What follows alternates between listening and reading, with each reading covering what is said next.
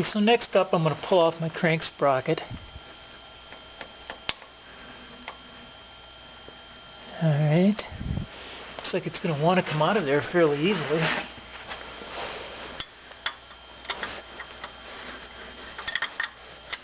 A little pry bar here.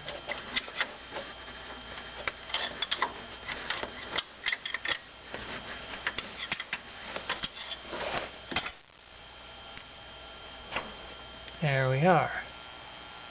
Now if you look carefully, for one thing we can see that oil's been welling up down here, the bottom of this channel, and at the bottom of the seal.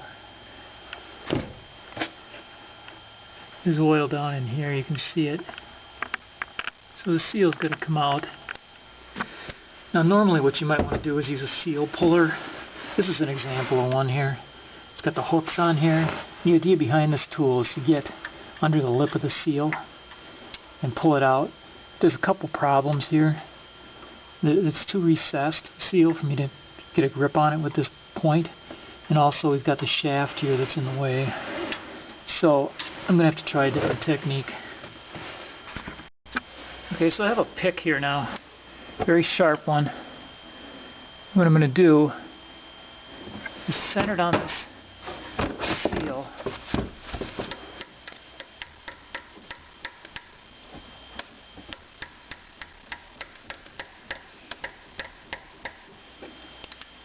Drive it in there to get a place for a screw to start.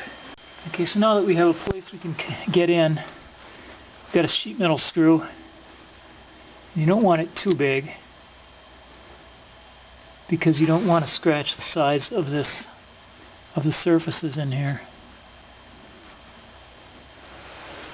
We'll put that screw in there. Okay, so with the screw down in there, in the seal,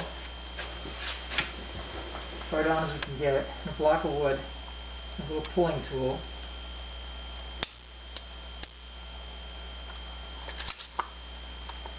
And the seal's starting to come out.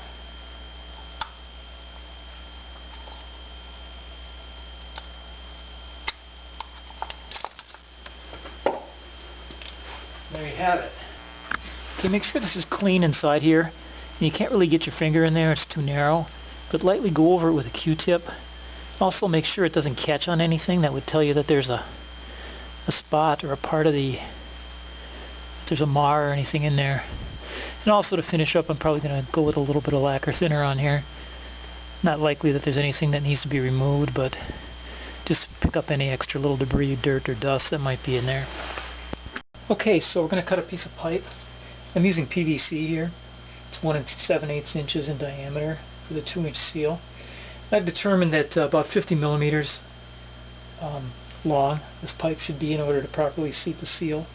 I took some measurements of the thread of the bolt we're going to use from beginning to thread to end, so that within that range we should be able to seat the seal fine.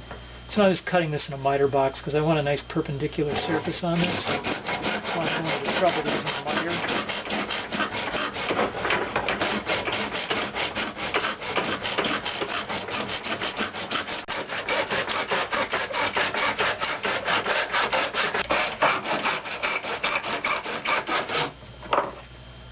Okay, now we will file this out to make sure there's no sharp edges, and seat it on our seal and push it in with a bolt.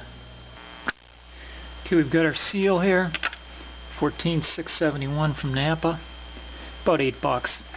I'm going to grease the seal now, the outside seating surface as well as the inside. Just got some bearing and chassis grease here. Standard automotive grease. This helps it seal, and before it comes into operation and warms up, it also makes this conditions the seal to operate as it should. So put liberal amounts on there. And be careful not to get this thing contaminated. Don't set it on the ground or anything now. So now we're simply going to take it and put it on the vehicle. Okay, what I have for this seal to drive it on, I've made a little piece of PVC. It's 2-inch PVC, which is 1 7/8 inch diameter. Cut it 4.9 centimeters. That way it works well. It will work with my the bolt for the crankshaft pulley.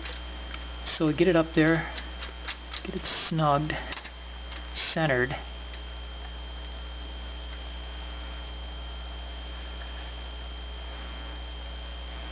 When it's on there nice and centered, there's going to be a little bit of a gap yet on the outside. We can start to turn it in.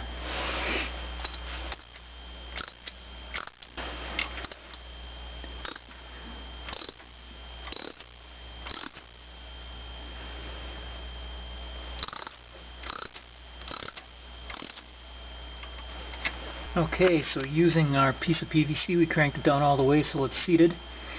Looks like it's in there good. So next we'll put the sprocket back on, the crank sprocket. Fitting it over the keyway. Push it in all the way.